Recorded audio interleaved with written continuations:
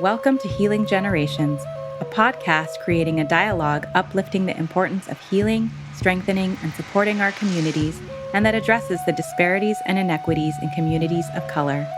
Healing Generations is brought to you by the Healing Generations Institute, a collaborative initiative of the National Compadres Network and the Brotherhood of Yelders. Be sure to subscribe to stay up to date on our new releases. Buenas, this is Cisco Gallardo with the Healing Generations podcast, Yelder edition. I want to say what's up to all our relatives. Thank you for tuning in, checking us out.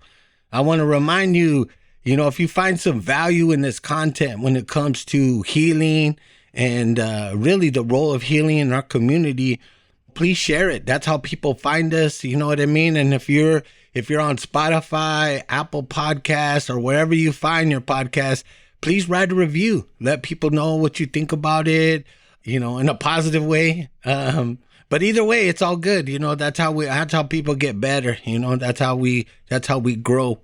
So, it's been a while since we've been doing this. And again, I want to thank everybody. These last few years, they keep going faster and faster. Unfortunately, the trauma is also growing, right? People are in anticipation of the president and all that. It's kind of a tough time, So before we get going, I want to always ask for permission from our relatives, from our ancestors. We call in the four directions, we acknowledge them. So in your mind, I want you to close your eyes, and in your mind, I just want you to think along with me, you know what I mean? Think about important people in your life, people you're connected to. So if we face that east direction, I want you to think about all the men in your life. All the men, your grandfather, your father, your son, nephew, your uncle, your hood uncle. I want you to think about, your brothers. Think about your homies. Could even be your grandsons. I want you to think about all the men in our lives, all the pain, all the beauty, all the beautiful ways that our men show up for our community, Even those men that are cutting it a little short, I want you to overlook that for them, I want you to bring the idea of positivity and positive masculinity all in one thing. We want that for our men. And as we turn around in that direction, as we move to the west, we think about all the LGBTQ relatives and the things that they go through, all the beautiful ways that they have, all the connections they bring, all that beauty. But we also want to acknowledge the trauma as well, that they're not alone, that we're here, to back them up. And all those relations, even those relatives that are struggling, at this time of year, it's tough. We want family around. I want you to acknowledge that for each and every one of us too, as we go to that women direction. We face that west direction and we think of all our grandmothers, think of our mothers, think of our daughters, our tias, our hood tias, our aunts, we want them to be good. Our sisters, our nieces, or even our coworkers, the women in our community that we see. Maybe we don't know the whole story, but we see them, doing what they can for their kids, taking care of their family to the best of their ability, all that. We want to acknowledge all that of the women. We want to acknowledge also the leaders, our women leaders, our women warriors. We want to acknowledge them, all that they bring, and the beauty that they bring as well. We want to make sure that we bring them in the conversation and we acknowledge, the whole South in that way. As we turn around again to our left, we move to that north direction. Our north direction is our ancestors, those that lived before us, Maybe they prayed for us. Maybe they did things on our behalf, but we don't really understand the sacrifices they made for us. So we want to acknowledge our ancestors in that way. We want to acknowledge our elderly too. We want to acknowledge the life experience, the wisdom that they carry, I'm going to ask you too, if you have grandparents, maybe aging parents, talk to them, call them, check upon them, make sure they're all right, A lot of times our elders, they're lonely. They want to share their stories, their life experiences. And even if you heard the story 5 times, 10 times, I want you to listen again. Maybe you're going to get that lesson and you could carry that on, in a good way. We want to thank all our elders for their sacrifices. And, we want to make sure they know that they're needed, that we need them in our lives in a good way. We still need their wisdom. As we turn again to the left, facing that south direction, there's that spectrum from the very oldest to the very youngest. And in that south direction, we think of all the young people, all the children, even the children that are not even born yet. We want to acknowledge them. Just the hope. There's nothing like seeing a little baby open their eyes and just be at awe with the world. And we're there, thinking of all the beautiful things it could be, all the potential that's right there in front of us. It's kind of like watching the next generation right there. And we want to think about them from newborns to, little toddlers, down to elementary school students, to middle school, to high school, and beyond, We want to think about all our young people, those in high school, you're kind of figuring out who you are and you're struggling, or you're doing good too, because there's a lot of our young people that are doing good.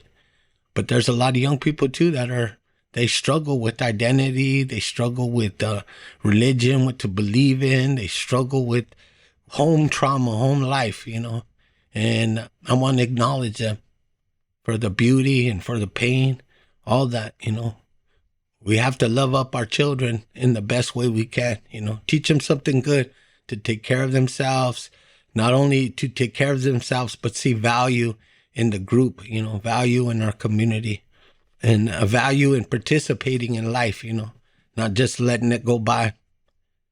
And I want to acknowledge the sun. We put our hands up in the air and we think of the beauty of the sun, the light, all the beauty that the sun brings us, We don't even know it has power for us. It can power things, but it can also power life, like plants.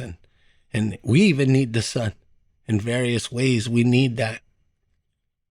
We want to acknowledge that hope, And then we touch the ground. We acknowledge Don Unseen and all its variations of Don Unseen, We want to think about Mother Earth, all the trauma that we put her through, all the trauma that we see, we're witnessing right now with climate change. I want us to think about the earth, What can we do to support?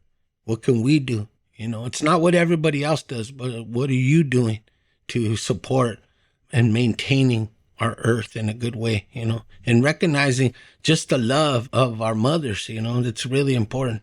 When we talk about Mother Earth, it's like, it's our mothers in all senses of that word, And then in the center, no matter what you believe, I want you to think about just the creation of life. The fact that we're alive, the fact that we have a spirit, the fact that we have our own and individual identities, it's a beautiful thing. So we want to acknowledge that in a good way. And we want to acknowledge just life, how precious it is, and that we don't want to take it for granted, and things be good for all of us in a good way. I hope. All right. Thank you, relatives, for being patient and listening to me while we do that, because I think it's important. I really do, because especially in today's world where we have just so many things going on in life and so many things going on in our country, in our communities, there's a lot of stuff going on, And I just think about all the pain that's going on, especially here. And there's a youth detention facility called Los Padrinos that, that is not safe for our kids here in LA. I'm sure there's youth detentions all around the country like that, but the one right here, I hope that the county of LA and the people here, we step up for our children, give them the proper home, proper familia that they need during this difficult time, So I just wanted to say that much. Today we have a special guest. So I was introduced to her by one of my friends, this guy named Joseph. And Joseph Escamilla, they're doing like this project called the Action Project. I'm glad I connected with him. and doing some work in various areas. And he told me about some professor he had, and then somehow we got connected. And from there, we kind of just ran. I really appreciate this interview. So I just want to introduce Natalie. If you could do me a favor, Natalie, and just introduce yourself, what you're doing currently, and a little bit of your background to this point. Thank you so much, Cisco. Thank you, Michelle. Everyone at HDI, everyone National Compadres Network. I really appreciate the invitation. I currently teach at California State University, Los Angeles. That's my main job. I'm in a program called Rehabilitation Services. So you could think of it as like a bachelor's level version of a counseling degree. And then also teach part-time at Charles Drew University. And I teach in a psychology program there, and that's the HBCU down in Compton. So I'll go from East LA to Compton throughout the week.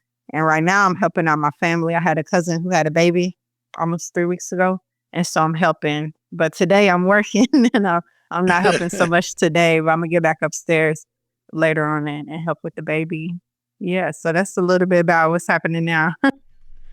So tell me, our first question we always like to ask is, what does healing mean to you?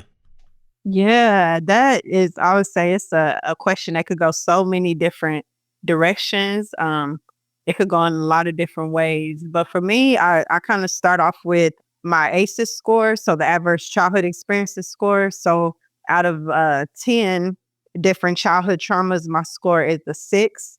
And I think it's also important to note that I'm a child of a parent whose score is an 8.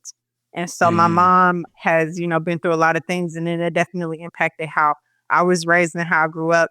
So I feel like from the time I was a kid, I was always on a constant search of trying to just figure things out. I knew that the way that I was growing up wasn't really a life that, I don't know, it was like a lot of lessons learned, but I also knew that there was a different way and that it didn't have to be that way, and that we have more control based off of our choices and our actions and things like that. So I feel like from the time I was a kid, I was always interested in mental health. So I thought I wanted to be a child psychologist, but I didn't know what all that entailed or what all it took. But I had a strong interest in working with children who were facing similar things that I was facing as a kid. And so my path professionally has always been very much tied to my personal life experiences. And even now when I teach, and even now when I'm preparing people who are going to enter into different helping professions, I'll constantly encourage them to go down that journey of self-reflection because it informs who they are. And so for me, a lot of things that I face or struggle with as an adult are definitely connected to stuff that I experienced as a child. And so healing, I've tried a bunch of things, I've dabbled in a bunch of things, but I have a strong, strong desire and interest in learning more and connecting with ancient practices, spirituality, in terms of like what I used to say something like, okay, what was I before I was a slave? So as a person who's a descendant of folks who, worked the land for hundreds and hundreds of years in this country, disconnected from our culture, I've always had that strong yearning to like connect with what was ancient and what was taken and what was stolen, but then also appreciating from cultures around the world, how far back can we go as the human practice, like as human beings, how far back can we go to learn about ways that we were healing ourselves before these other ways of healing were forced upon us. And so it's like been a constant like search for reconnection. I guess it's like summing up healing, but through reconnection. Yeah, I like that. So take us back to when you were, growing up. What were some of those big things that you faced, and what would you tell your younger self now that because a lot of people get into the healing realm of work, counseling, psychology, all these different things, because a lot of times they're looking for their own healing and they want to understand, part of it is understanding your own trauma, that they talk about trauma informed, but really it's kind of in our way, we talk about acknowledging our trauma, where we want to acknowledge and understand, why us, that kind of thing. But tell me your thoughts. Yeah. So one way I could kind of connect the past to the present is really looking at, okay, so some of those things that got me to that score of 6 out of 10, it was pretty much related to domestic violence, things in the home that I witnessed, like folks being incarcerated. It wasn't necessarily that stuff happened to me. It was like it was a lot of stuff happening in the household in terms of alcoholism, drugs, Mm, mental health. And yeah. so me being a witness to it impacted me. But I wouldn't say that I was hit. I wasn't physically abused. I wasn't like, you know what I mean? I had enough to eat, even though we were fixed income, low income most of my life. So I would say just like being exposed to a lot of what other people were doing and what other people, how they were impacted. That's really what my childhood was like. And so I'm grateful that it wasn't like a lot of stuff that was physically being done to me, but it did have a toll on my emotional, my mental state. And so that got me curious about, okay, how are other people's lives? What are other people experiencing? And then how can people heal or recover from some of these negative impacts? So that's what got me interested in the field of counseling in particular. So I did a bachelor's in psychology. I did a master's in rehabilitation counseling, which is more heavy on the disability aspect. But then I also took mental health counseling classes. Then most of my work experience has been with children with disabilities like autism spectrum disorder in and of itself. I feel Mm, like I really have a strong connection and can relate to people whose brains work differently and hmm. understanding that my brain works differently, how I process, how I think. I've never been diagnosed with anything like ADHD or autism, nothing like that, but I can very much see the way that my brain works in ways that's just like different. Nowadays, people call it neurodivergent. And so that's a connection that like I feel like I've been able to explore and come into that understanding really through my students who were like, oh yeah, you're not just, working with this group. I think you a member of this group. And I was like, I took it as a, you know what I mean? Like at first it was like, oh, okay, you diagnosed me. But I was always kind of that quirky kid. So I get it. And I feel like that helps me relate to people who've been, pushed to the side, not taken seriously. And then my doctorate was in counselor education and supervision.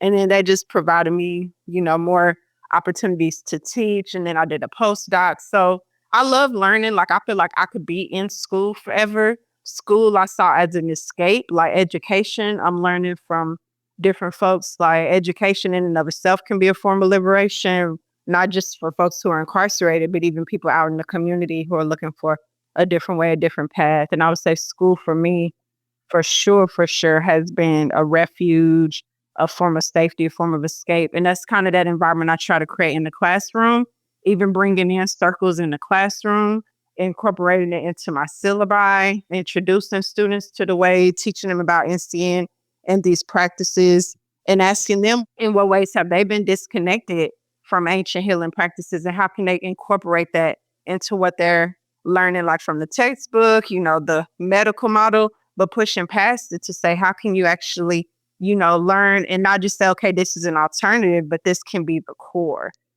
So I'm looking for ways to like reconnect and combine it all. And I would love to be able to offer circles in the community. But for now, I'm able to lead and facilitate in classes. And that in and of itself has been pretty powerful experiences.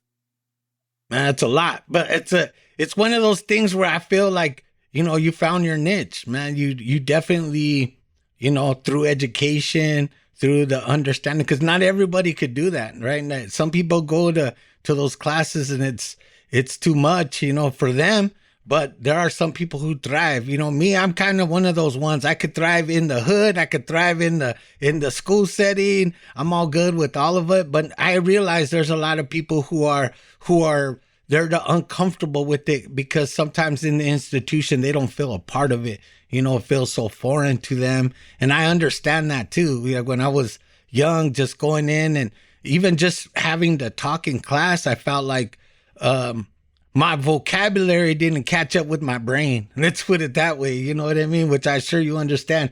So let me ask you this question. What lessons have you learned from your culture, your family, your life experience along the way that helped you in your healing and development? Like, was there things particular in your culture that you reconnected with? Like, how did that come about? Yeah, I feel like that is the huge, huge question. And one way that I would say is, I have like this interesting relationship with Christianity because of its connection with colonization. And so, but also as a Black person, understanding like the heavy role that the Black church has in our history and politics and our liberation. And so it's something like, I feel like intrinsic in me that I can't necessarily like negate or distance from, can't even really explain or articulate, especially when I'm in a service or listening to a really good sermon, or don't even get me started on the music, like gospel music. I feel like it's just like, it's something about Black folks and gospel music and the spirituals and the songs like that could just elevate and take us to places. But also understanding that there's been ways that folks have manipulated and twisted certain things and used certain practices as a form of control to keep people from thinking or really exploring with a lot of depth. And so I feel like I kind of walk this fine line in terms of understanding, in particular, the ways that the church has been helpful and instrumental in even my own personal life and freedom, freedom from a lot of stuff and protection from a lot of stuff. Like in school, we teach about, I was teaching an addictions class this semester. And so at the school, we learned about different populations and how protective factors could keep certain groups from engaging in certain lifestyles and struggles. So I know for sure for me, growing up and having a deep faith practice that kept me out of trouble when I was a kid. But then growing up, I was like, oh, I also experienced some harms in the church too. So it's like constantly always navigating. But then now I feel like I've been able to create a process or a practice that works for me. I'm still in the process of refining what that looks like and still collecting information. But yeah, so culturally, I know for sure, like I've had a lot of experiences in the Black church. So I could use one in particular. So when I was about 5 years old, there was this process called Tarrying for the Spirit in a Pentecostal church. And so I was like 5 and they called it Catching the Holy Ghost. And then fast forward probably 25 years later, I was using ketamine in a clinical setting for mental health, like as a mental health service. And after one of my integration sessions, I was like, oh, I've felt this before. So that heavy psychedelic experience, I said, I know this. This is not new to me. And I've had this experience without medicine. And I connected it directly to that spiritual experience in the church when I was 5 years old. And so the counselor who was guiding me after my session, she was like, yeah. And she offered me some tools and some resources like the Ancestor Project and these different circles and groups. And so I feel like there's been this through line of me really getting outside of my head in a way to access higher heights and to access freedom from suffering and to access what I refer to as liberation from some of these negative things that I've been experiencing. And I've had it through those intense spiritual experiences. I've had it through deep meditation and yoga. I've had it through ketamine and ayahuasca. So it's like similar but different, but it's all, I see it for me as all being connected and a part of my healing journey. So what do you think about, I mean, obviously you're in support of it, what people refer to as psychedelics when it comes to mental health and spiritual awakening. Like for me, I see the 4 domains of healing, the physical, the mental, the emotional, and the spiritual. A lot of times in mental health, they leave the spiritual part out. And I don't know how you can separate deep emotional pain not connected to the spirit. Like how is that even possible? But I get it, because sometimes we look at our spiritual practices as if they're like, if it's like magic, you know what I mean? Like, oh, there's like Harry Potter behind there, but there's way more to that in our ancient knowledge and understanding, you know what I mean? And I'm not talking about religion. I'm not talking about the various religions in the world. I'm talking about spirit. What lifts your spirit? Just as much as you could see, you've connected in a song or in a movie or in a story, a character who's been broken, who's been spiritually broken. And you might know somebody, or you yourself had felt that at one point, like the lowest of the low. And how do you bounce back from that kind of trauma is you need that spiritual connection. And for me, I use a different type of medicine, but in that process, I seen that interperspective is very important, right? You look at yourself and think there's different planes of knowledge, different planes of emotions and all those kind of things. So how do you feel about that? And where do you see it going in the future?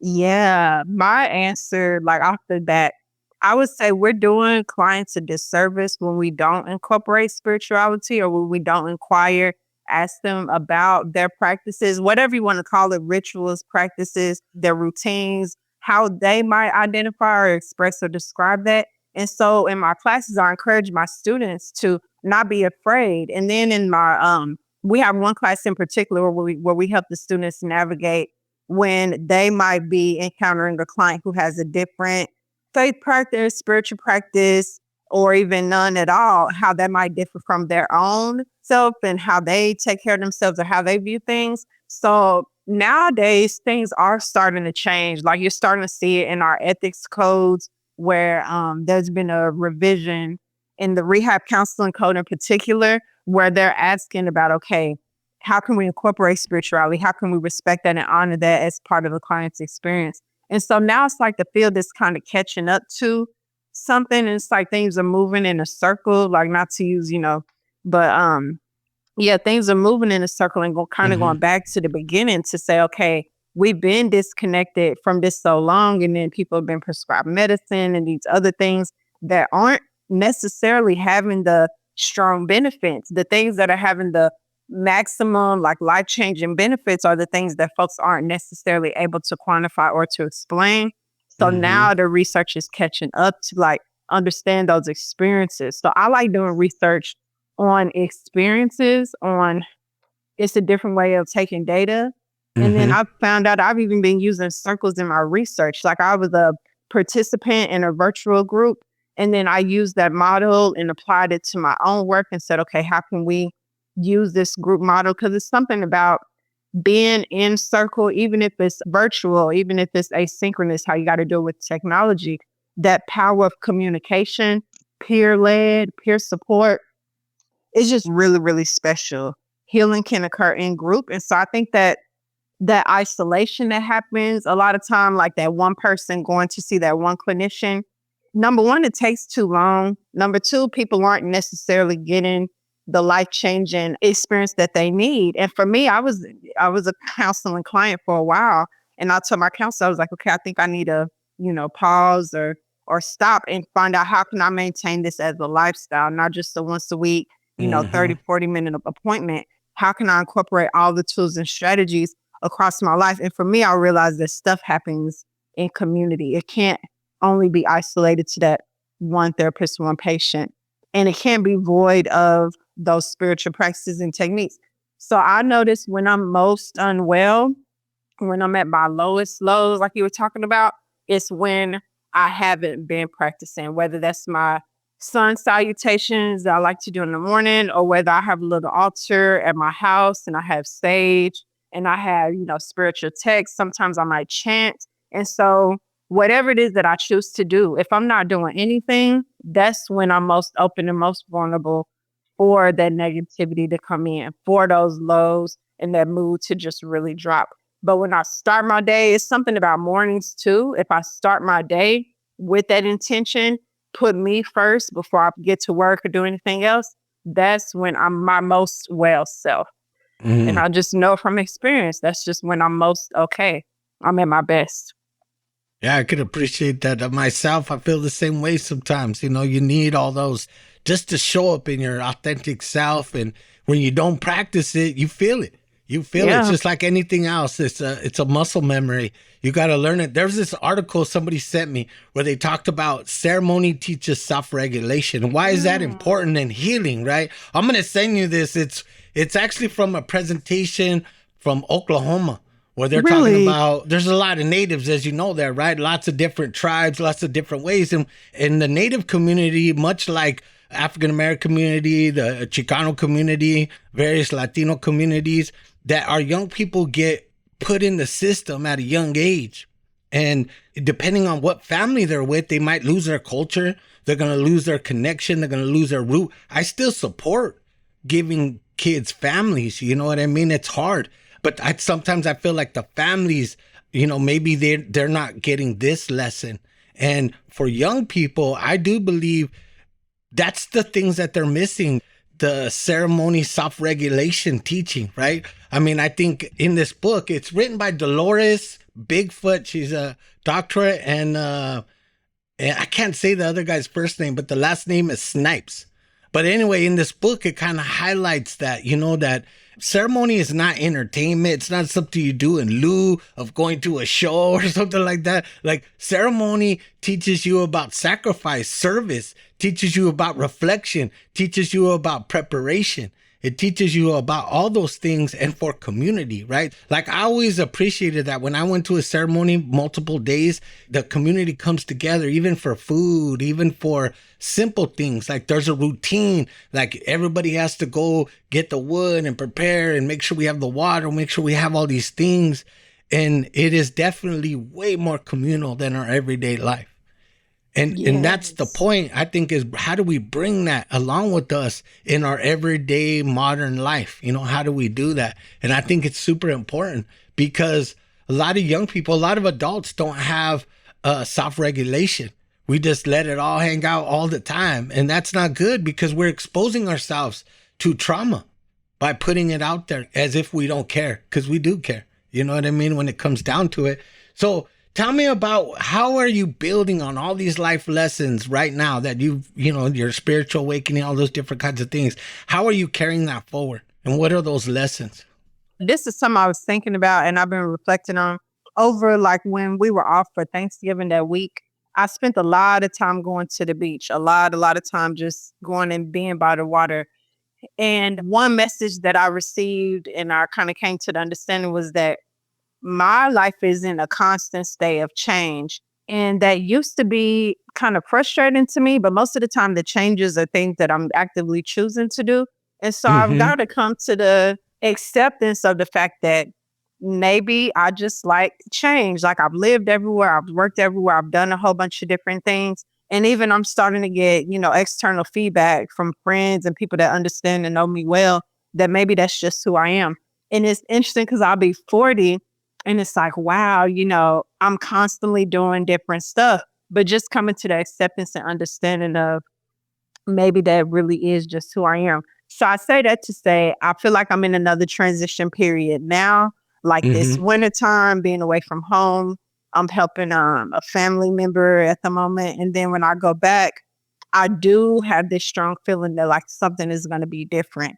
And then I feel like in another 6 months, there's going to be another pivot point, just like changing in terms of where I'm going to live and things like that. So I feel like I have about maybe until the middle of summer to really prepare myself for this shift that's coming, for this change that's coming, and give myself an opportunity to set a foundation and to say, okay, who am I going to be in this next phase of my life moving into? And it is going to be around the time when I'm turning 40.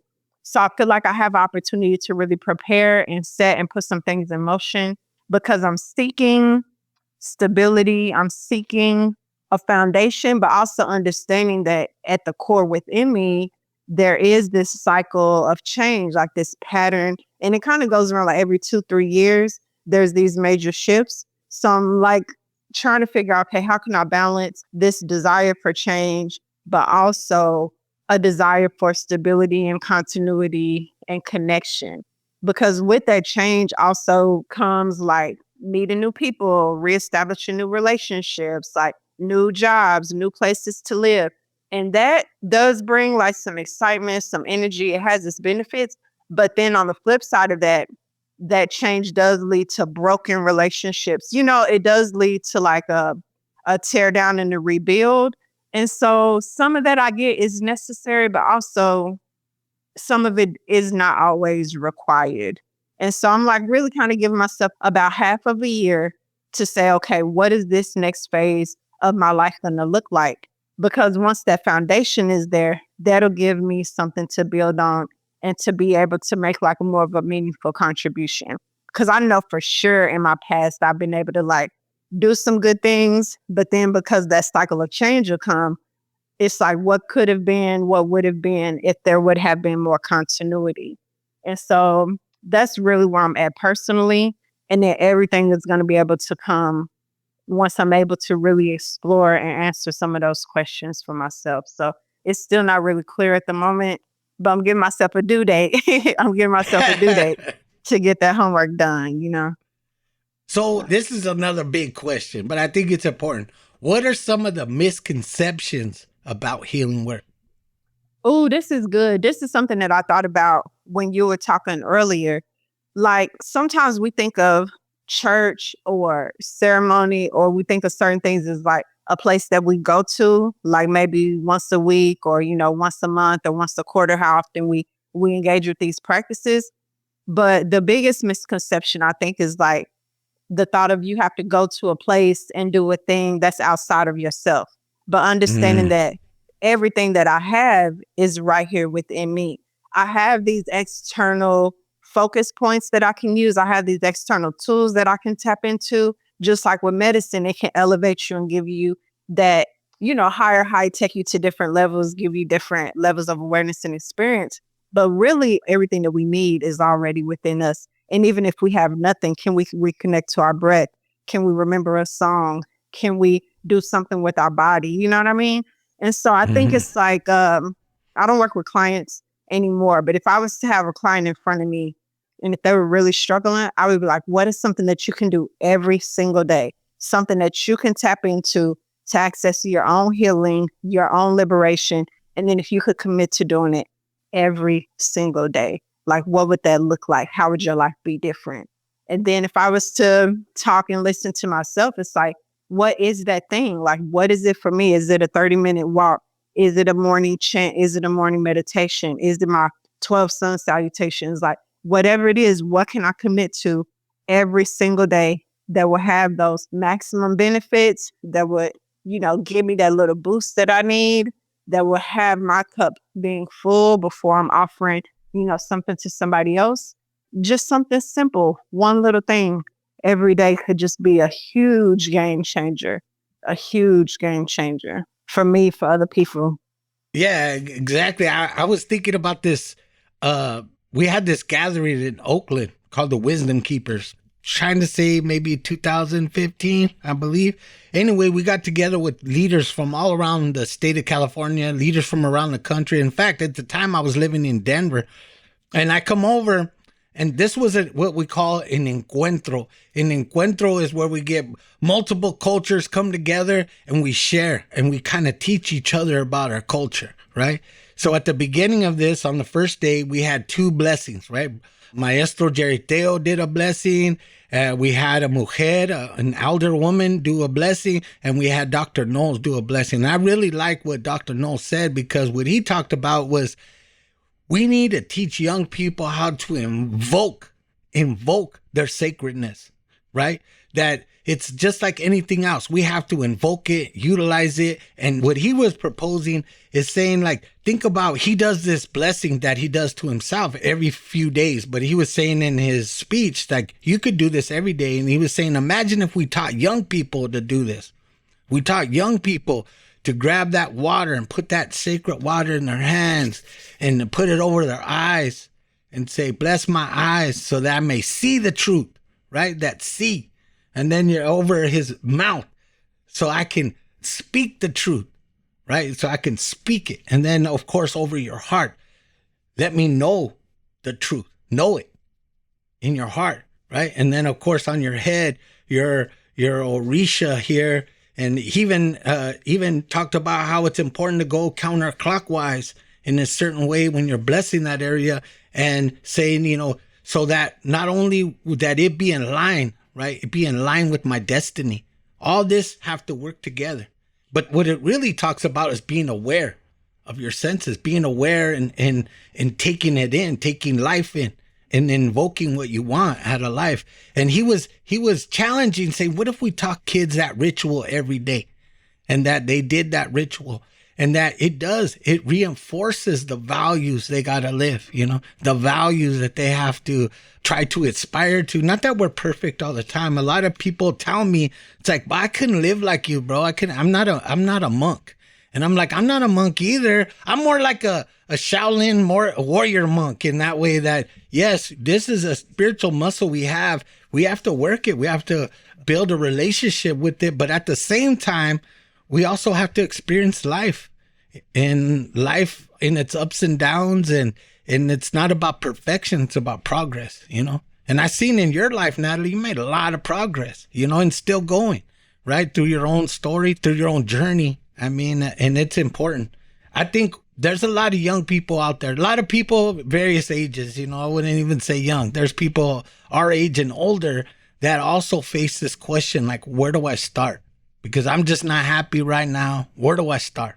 What would your counsel be? Somebody's like, I want to do this healing journey, but where do I go? Yeah, no, that's a really good question. And my like first recommendation would just be to just sit down and be still. Like whether it's for 5 minutes, 10 minutes, if you could do for an hour, but just to take a moment, just to, turn everything off, don't even need no music or nothing. Just sit down and just be still. See what comes to you, see what thing you start to remember and start to reflect on.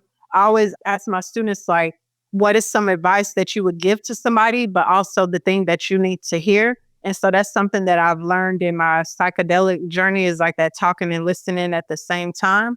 And so I would just say, okay, as the first, whether it's a reset or an initial exploration, is to just sit down, be still, see what comes from within, see what messages start to appear. Because it's in there, like something is in there. There's a foundation that's, whether it comes from, something that your grandma told you or things that you might have explored or something that you experienced in your past, something is going to come up when you just sit and just be still, just be quiet. It could be scary to be alone with our own thoughts, That's not something that people are always willing to do.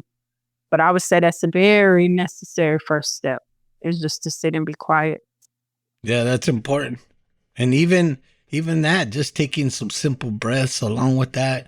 People don't realize how much oxygen can just lift you up, getting those big, deep breaths in and kind of just, sometimes I feel uncomfortable with that because I feel like I look ridiculous or something, but that's my own mind working against me. You know what I mean? I just gotta just accept it for what it is. You know what I mean? I always appreciated people that could just do whatever and not care what people think. For some reason in my mind, I overthink that, you know what I mean? And it has been a block for me, but luckily as I got older, I cared less about that. I really, really worked on that in my own life. So I just want to thank you again. So as we wrap up here, how could people connect with you, learn more about what you're doing? Is there anything you'd like to promote or, connect with people? That's a good question. I have an Instagram. I don't really use it that frequently, but it's just my name, Natalie Williams Awodeha, which is Awodeha. So Natalie Williams Awodeha, that's my Instagram handle. You can find me there. Sometimes people find me from like old work email addresses. So I try to check those because I'm not at that school anymore, but thanks. And, but the Instagram is the easiest one. I don't have anything coming up other than, this next semester be beginning soon. But yeah, nothing necessarily to promote that's on the radar. But I'd highly recommend that people look and see what's going on in their community. It's always something happening. One of the most beneficial pieces of advice I would say is immerse yourself in an experience like a culture or group, something that you either have a misconceived perception about, like maybe preconceived bias, or you just have no knowledge, no contact about it. It's actually something that I assign as work for my students. I say you got to do it twice. So ideally they do the same thing, or maybe they go to one thing and like interview somebody or whatever. So find a way to expose yourself, because that lack of contact is what keeps us in our own box. But when you're able to go, 10 toes into something that's totally different or something that you're like, no, that's weird, that's crazy. But I really value it when students are able to connect to something that's like a part of their culture that they've been disconnected from. And so I really, really say, okay, if you could do something this weekend in your area to really give yourself an experience that you wouldn't normally have, something you wouldn't normally do, that in and of itself could be life changing if you go into it with that intention. So yeah. All right, I appreciate that, Natalie. That's always a good one, right? To go outside of your bounds and try something different with the good intention of just learning. All that. That's really important. I appreciate that. I want to also encourage everyone. This healing journey is one of those things like you won't feel the benefits until you just start doing it, and it's going to take time, and there's a little bit of uncomfortableness in that journey. But I want you to take a deep breath and just start doing little things, you know what I mean? Whatever you can do, and connect with like-minded people and build community.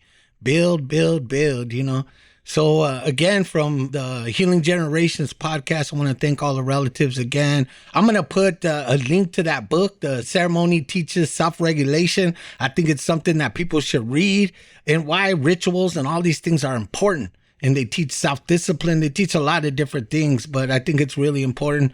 Again, I want to thank you, Natalie, all the folks there too, Galaxy and all the people that helped us with the training over there at the university. It was a good experience. And out of that, we're going to do another training here pretty soon. Maybe in 2 months, we're going to do another one here in LA.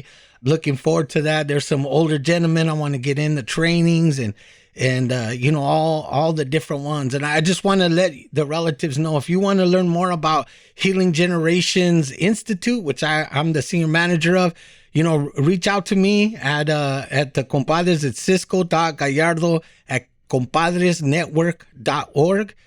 Check me out, send me an email, let me know what's up. And if you know somebody that maybe you have an elder or a Yelder in your community that's doing really good stuff, and you want us to reach out to them, let us know. Send us an email, and we'll check them out and see if they're a right fit for us. You know what I mean? What we're talking about is healing using ceremonial practices, ancient practices, those types of things. So I really appreciate each and every one of you like that. I want to thank Michelle for, she's a producer, helped me put everything together as quickly as possible.